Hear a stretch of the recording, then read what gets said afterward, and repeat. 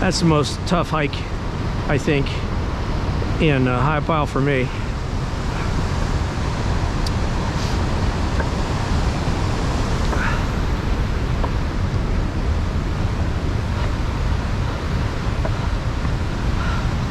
Call this Snake Pond. I've seen a snake work in this one before.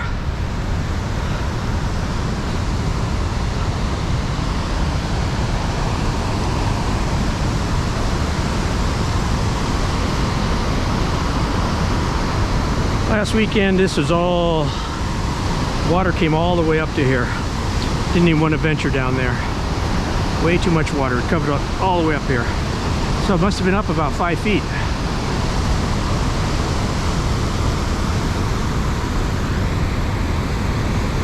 That ledge right there, we're gonna go there next.